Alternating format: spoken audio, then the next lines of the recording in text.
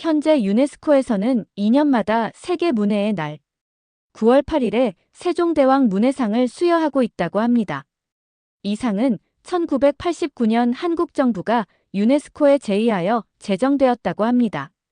문맹 퇴치 사업에 공이 많은 개인이나 단체 3명을 선정해서 수여한다고 해요. 세종대왕님은 정말 저희에게 역사적인 언어를 만들어주신 위대한 분입니다. 시청자 여러분의 소중한 구독과 좋아요는 영상 제작에 큰 힘이 됩니다. 그럼 오늘의 영상 바로 시작하겠습니다. 저는 지구 반대편에 있는 글자 체계에 매료될 거라고는 전혀 생각하지 못했어요.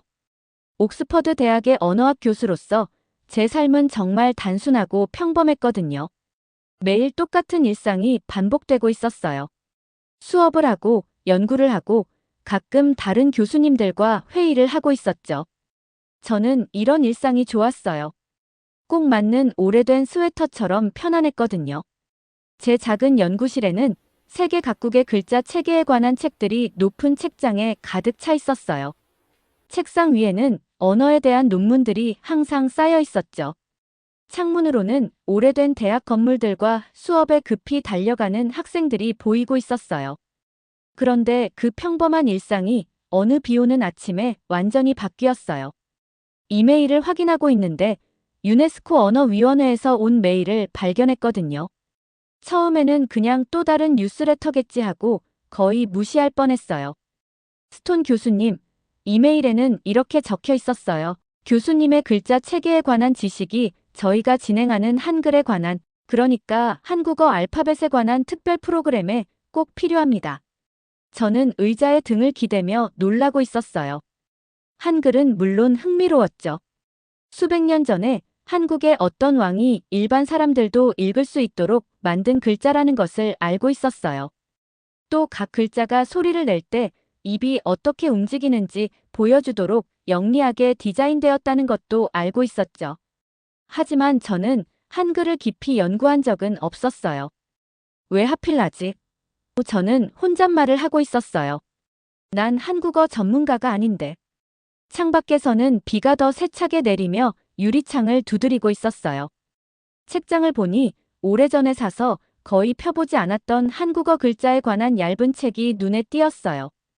유네스코 위원회는 저에게 짧은 강연을 부탁한 게 아니었어요. 1년짜리 연구 프로젝트를 이끌어 달라는 거였죠. 한국에 가서 세계 각국의 전문가들과 함께 일하고 세계 문해의 날을 위한 큰 국제방송을 만드는 일을 도와야 했어요. 실수하면 어쩌지? 진짜 전문가들이 내가 충분히 알지 못한다는 걸 알아차리면 어쩌지? 한국은 너무 멀고 문화도 언어도 다른 곳인데. 책장에서 책을 꺼내 페이지를 넘기며 한글 글자의 단순하고 기하학적인 모양을 보고 있었어요. 그 글자들에는 뭔가 아름다운 점이 있었어요. 부자들만 공부할 수 있었던 복잡한 한자와 달리 배우기 쉽게 만들어졌다는 점이요. 이메일에는 제가 사람들과 잘 어울리는 문화 전문가인 엘리자베스 박, 그리고 고대 한글을 디지털 세계로 가져오는데 도움을 주고 있는 기술 전문가 제이슨 리와 함께 일하게 될 거라고 적혀 있었어요.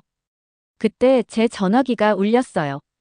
학과장인 윌리엄스 교수가 보낸 문자였죠. 유네스코에 제안 봤어. 정말 놀라운 기회야, 데이비드. 저는 일어나서 창가로 걸어가 비를 뚫고 달려가는 학생들을 보고 있었어요. 저는 이제 15년째 가르치고 있었죠. 제 연구는 인정받고 있었지만 최근에는 뭔가가 빠진 것 같은 느낌이 들고 있었어요. 어쩌면 새로운 도전, 뭔가 새로운 것이 필요한 건지도 모르겠다는 생각이 들었어요. 한글을 만든 세종대왕에 대해 생각해보고 있었어요. 약 600년 전, 그는 부유한 사람들만 배울 수 있었던 어려운 한자 대신 일반 사람들이 읽고 쓸 수 있도록 한글을 만들었죠. 그건 용감한 행동이었어요. 많은 권력자들이 지식을 자신들만의 것으로 간직하고 싶어서 그를 반대했거든요. 저는 컴퓨터로 돌아가 이메일을 다시 보고 있었어요. 손가락이 키보드 위에서 맴돌고 있었죠. 그래라고 대답해야 할까? 편안한 삶에서 벗어나 알 수 없는 무언가로 발을 내디뎌야 할까?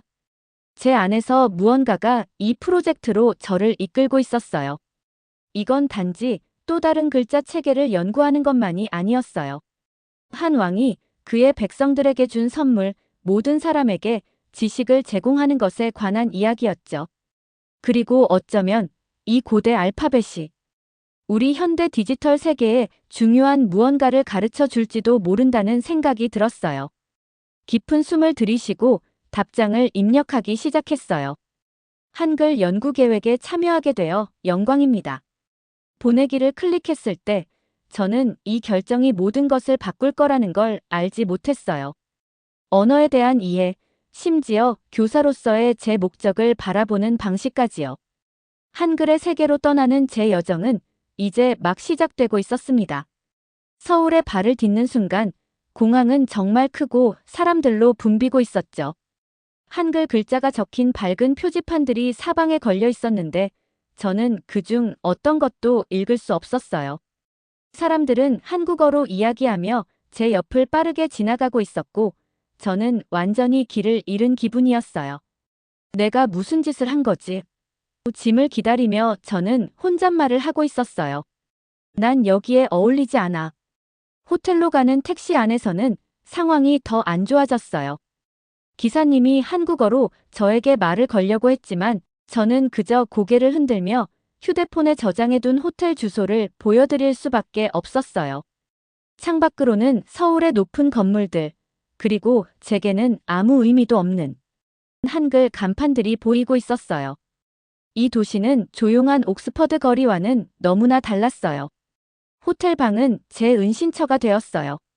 작지만 깨끗했고 편안한 침대와 창가에 있는 책상이 있었죠. 어둠 속에서 반짝이는 도시의 불빛들이 보이고 있었어요. 하지만 밖으로 나가 탐험하는 대신 저는 방 안에만 있었어요. 한글에 관한 모든 노트와 책들을 침대 위에 펼쳐놓고 공부하려고 애쓰고 있었죠. 집에 돌아가야겠어. 노트를 넘기며 저는 혼잣말을 하고 있었어요. 유네스코에 이메일을 보내서 내가 실수했다고 말해야겠어. 내일 회의에서 할 짧은 연설을 연습하고 있었는데 그 말들이 공허하고 가식적으로 느껴지고 있었어요. 저는 한글 전문가가 아니었어요. 제가 입을 열자마자 모든 사람들이 그걸 알아차릴 거였어요. 그날 저녁, 제 전화가 울렸어요. 저와 함께 일하게 될 한국 문화 전문가인 엘리자베스 박이었죠. 스톤 교수님, 서울에 오신 것을 환영해요. 비행은 괜찮으셨어요? 그녀가 밝게 말했어요. 감사합니다. 저는 자신감 있게 들리려고 노력하며 대답했어요. 내일을 위해 노트를 검토하고 있던 참이에요. 그래서 전화드렸어요. 오늘 밤 교수님을 만나고 싶어 하는 분이 계세요. 윤 교수님이신데 평생 한글을 연구하신 매우 존경받는 어르신이세요. 내일 공식 회의 전에 교수님을 만나고 싶다고 특별히 요청하셨어요. 거절하고 싶었어요. 안전한 호텔방에 머물고 싶었죠. 하지만 그녀의 열정에 아니오라고 말하는 것은 불가능해 보였어요. 3시간 후, 저는 아름다운 전통 한옥에서 방석에 앉아 있었어요. 나무 바닥은 정성스럽게 관리되어 반짝이고 있었고 종이무늬 방들을 나누고 있었죠. 번잡한 도시 거리와는 달리 평화롭고 조용했어요. 제 맞은편에는 윤 교수님이 앉아 계셨어요. 나이로 인해 등이 약간 굽은 작은 체구의 분이셨지만 눈빛은 밝고 또렷했어요. 그는 안정된 손으로 작은 잔에 차를 따르고 계셨어요. 차는 초록색이었고 신선한 풀향기가 나고 있었어요. 당신은 두려워하고 있군요. 그가 저를 똑바로 쳐다보며 단순하게 말씀하셨어요. 그의 영어는 느렸지만 명확했어요. 저는 거의 차를 엎을 뻔했어요. 그가 어떻게 알았을까요? 그건 좋은 일이요. 그가 계속해서 말했어요. 두려움은 당신이 이 일이 얼마나 중요한지 이해하고 있다는 뜻이니까요. 이후 2시간 동안 윤 교수님은 한글 문법이나 역사에 대해 강의하지 않으셨어요. 대신 이야기를 들려주셨죠. 일반 사람들이 글을 읽는 것을 원치 않았던 강력한 귀족들과 싸워야 했던 세종대왕에 대해 말씀해 주셨어요. 한국 역사의 어려운 시기에 한글을 배웠던 자신의 어린 시절에 대해서도 이야기해 주셨고요. 각 한글 글자가 그 소리를 낼 때 입모양과 일치하도록 설계된 방식도 보여주셨어요. 그가 공중에 간단한 원을 그리며 말씀하셨어요. 이것이 이응입니다. 이 소리를 낼 때 입이 어떻게 원을 만드는지 보이죠? 한글은 우리 입이 무엇을 하고 있는지 보여줍니다. 말하는 모습의 그림과 같은 거죠. 듣고 있는 동안 제 안에서 무언가가 변하고 있었어요. 한글을 더 이상 제가 마스터해야 할 어려운 외국 알파벳으로 보지 않고 보편적인 인간의 문제에 대한 빛나는 해결책으로 보기 시작했어요.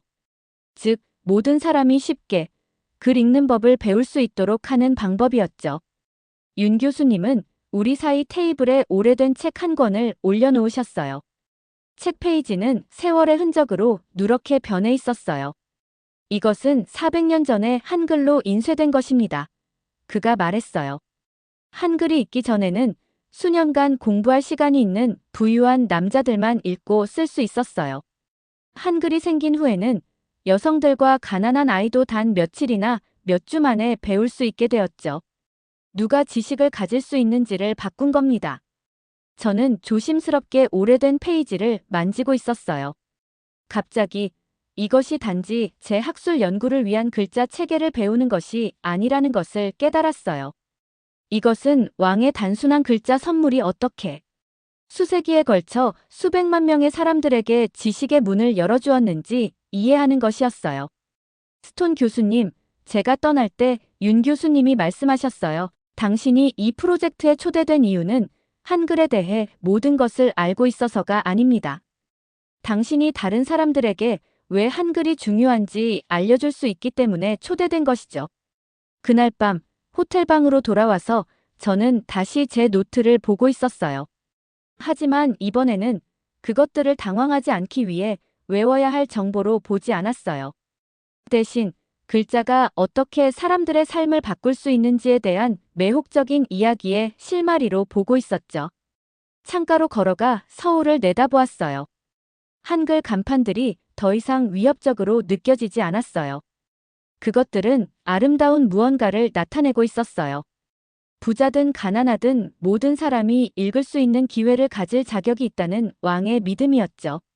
내일도 여전히 도전적일 거예요. 배워야 할 것이 아직 너무 많았으니까요. 하지만 이제 저는 제 두려움보다 더 큰 목적을 가지고 있었어요. 저는 이야기를 전하는데 도움을 줄 수 있게 되었어요. 글자의 모양이 어떻게 인간의 기회를 형성할 수 있는지에 대한 이야기였죠. 유네스코 연구센터는 그때 제 두 번째 집이 되고 있었어요. 현대적인 건물이었는데 커다란 창문으로 햇빛이 듬뿍 들어오고 있었죠. 센터 안에는 세계 각국의 문자 체계를 보여주는 알록달록한 차트들이 벽에 걸려 있었어요. 한글 글자들은 정말 곳곳에 전시되어 있었는데요. 오래된 목판 인쇄물부터 최신 디지털 디자인까지 다양했어요. 매일 아침 유리문을 지나갈 때마다 전날보다 조금씩 더 용기가 생기고 있었어요. 두려움이 완전히 사라진 건 아니었지만 제 지식이 쌓여갈수록 두려움은 점점 작아지고 있었죠. 새로운 세계, 바로 한글의 세계로 문턱을 넘어가고 있었던 거예요. 엘리자베스 박은 금방 제 가장 가까운 동료가 되었어요. 그녀는 항상 따뜻한 미소를 짓고 있었고 밝은 색상의 옷을 즐겨 입고 있었죠. 제가 한국 문화를 이해하는데 어려움을 겪고 있을 때면 저를 어리석게 만들지 않으면서도 부드럽게 설명해주고 있었어요. 그녀의 책상은 제 옆에 있었는데 책과 알록달록한 포스트잇, 그리고 항상 차 한 잔이 놓여 있었죠. 이 모음들이 어떻게 디자인되었는지 봐요. 어느 날 제가 그녀에게 간단한 한글 모양을 그리며 말하고 있었어요. 이 가로줄은 평평한 땅을 나타내고 있어요. 이 세로줄은 땅 위에 서 있는 사람이고요. 그리고 이 점은 하늘의 태양이에요. 그냥 알파벳이 아니라 사람들이 세상을 바라보는 방식을 그림으로 표현한 거예요. 엘리자베스는 신나게 고개를 끄덕이고 있었어요. 그녀는 왜 이게 중요한지 이해하고 있었죠. 글자 자체가 의미를 담고 있다는 것을요. 제이슨 리는 우리 팀의 기술 전문가였어요. 그는 우리보다 어렸고 항상 컴퓨터와 인공지능에 대해 빠르게 이야기하곤 했죠. 그의 책상은 여러 가지 기계와 전선, 그리고 많은 컴퓨터 화면으로 가득 차 있었어요. 처음에는 그의 기술적인 이야기가 혼란스럽게 느껴졌지만 곧 그의 작업이 얼마나 중요한지 알게 되었죠. 한글의 기하학적 디자인이 컴퓨터가 인식하기에 얼마나 완벽한지 보여주고 있었어요. 다른 언어의 지저분한 손글씨와는 달리 한글의 명확한 모양은 기계가 쉽게 인식할 수 있었죠. 이런 특성 덕분에 디지털 텍스트 인식과 음성 프로그램에 아주 적합했어요. 하지만 모든 사람이 우리 작업을 지지하고 있었던 건 아니에요. 언어보존협회의 김 교수님은 우리의 가장 큰 도전이 되었죠. 그는 한글을 현대화하는 우리의 초점이 전통적인 중요성을 위협한다고 믿고 계셨죠. 어느 날 큰 회의에서 김 교수님은 제 발표 후에 일어나 엄격한 목소리로 말씀하셨어요. 여러분은 우리의 문화적 보물을 그저 컴퓨터를 위한 도구처럼 다루고 있습니다. 그의 얼굴은 불만으로 굳어 있었어요. 한글은 단순한 편리한 코드가 아니라 우리 유산의 일부입니다. 그의 말은 따귀를 맞은 것처럼 아팠어요. 그날 밤 잠을 이룰 수 없었죠. 그가 맞는 걸까요? 우리가 한글의 현대적 용도에만 집중하면서 중요한 무언가를 놓치고 있었던 걸까요? 우리의 가장 큰 시험은 영어 같은 알파벳을 사용하는 사람들에게 한글 원리를 가르치는 프로그램을 만들려고 했을 때 왔어요. 첫 워크숍에 20명의 자원봉사자를 초대했는데 우리가 배운 것을 나눌 생각에 무척 설레고 있었죠. 완전한 실패였어요. 자원봉사자들은 혼란스러워 보였어요.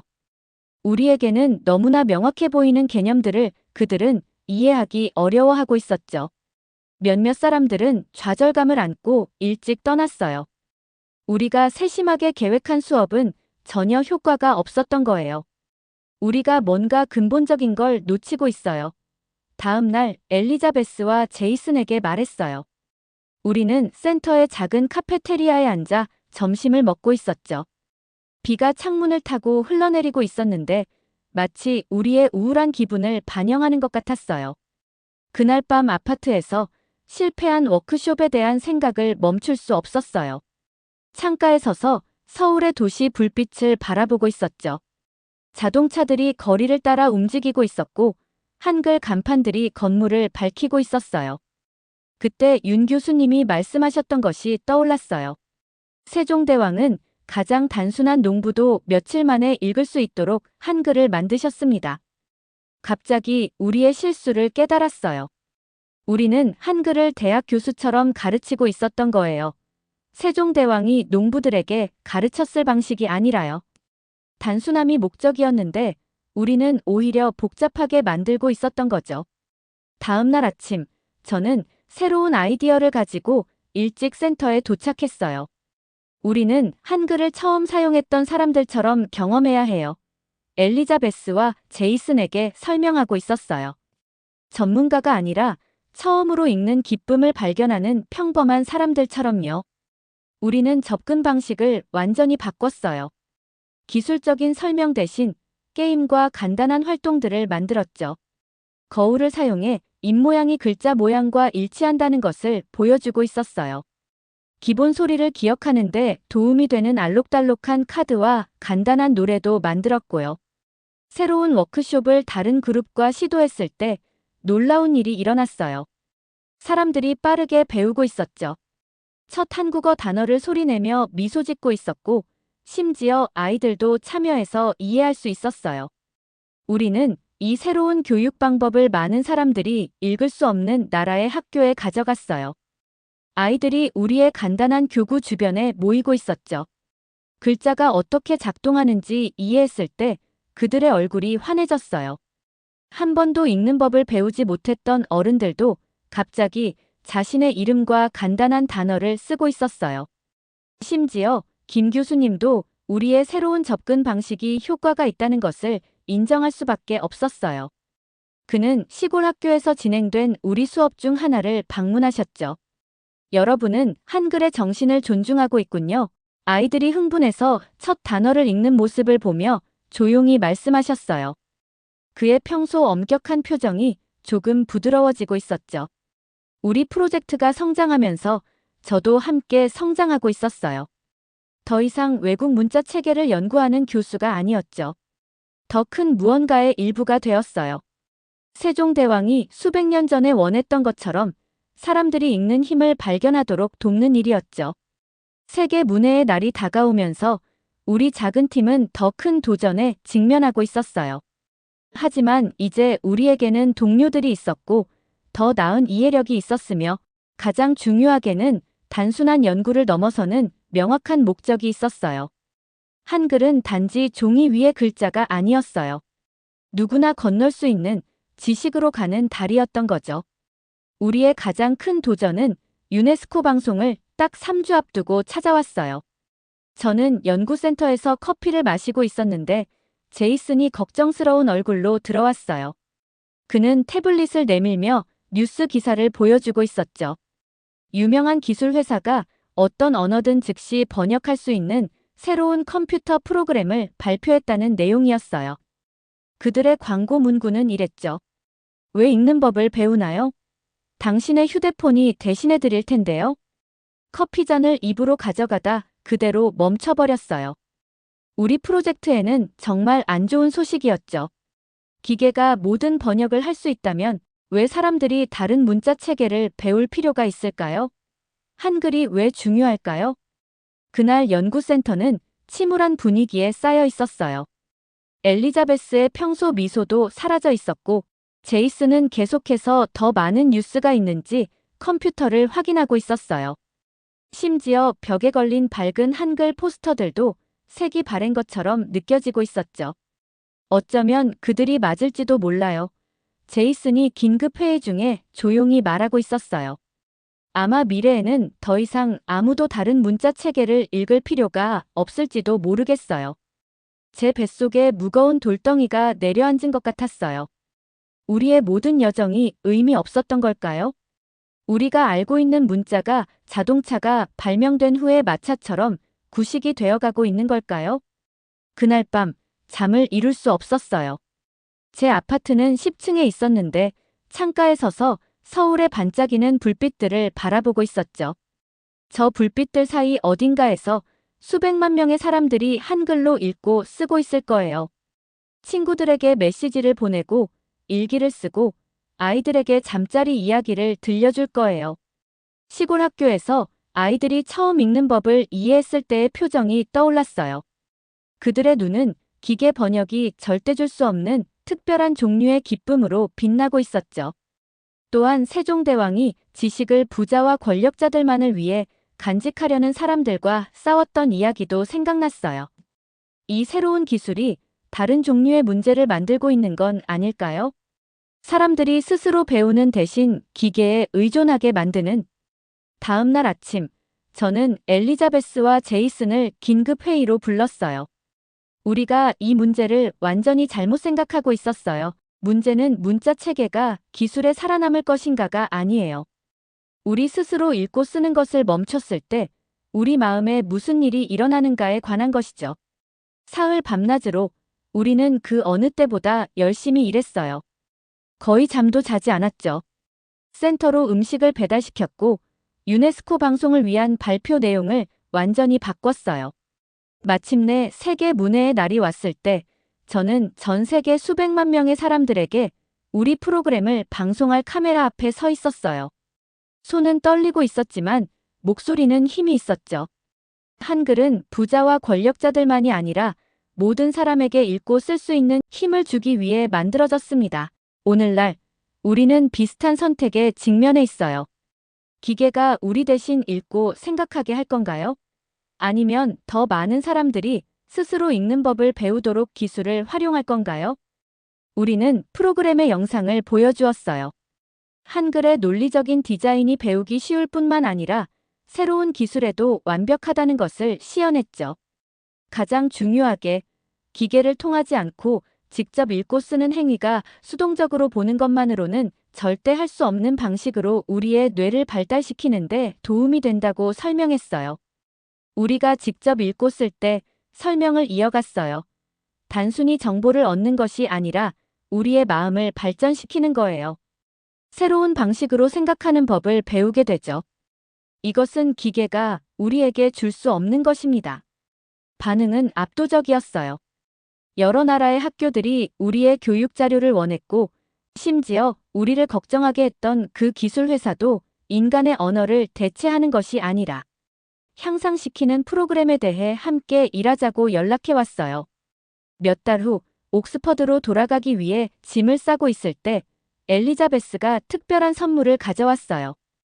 윤 교수님이 주신 아름다운 나무 상자였죠. 안에는 수백 년 전 책을 인쇄하는 데 사용된 것과 비슷한 손으로 조각된 한글 목판이 들어있었어요. 그 안에 쪽지가 끼워져 있었죠. 당신은 글자에 관한 지식을 찾으러 왔지만 더 귀중한 것을 발견했습니다. 인간이 왜 글을 쓰는지에 대한 이해를요. 이 지혜를 당신의 세계로 가져가세요. 오늘날 그 나무 블록들은 옥스퍼드에 있는 제 책상 위에 놓여 있어요. 학생들이 그것에 대해 물어볼 때 저는 고대 문자 체계가 어떻게 인간 소통의 미래에 대해 가르쳐 주었는지 이야기해 주고 있죠. 제 여정은 그 유네스코 방송으로 끝나지 않았어요. 더 큰 무언가로 변모했죠. 한글에서 배운 교훈들은 이제 전 세계 사람들이 디지털 시대의 문해력에 대해 생각하는 데 도움을 주고 있어요. 우리의 도구가 변해도 읽고 쓰는 힘이 인간의 손에 남아있도록 노력하고 있답니다. 가끔 밤늦게 저는 그 단순한 한글 모양을 손가락으로 따라 그려보곤 해요.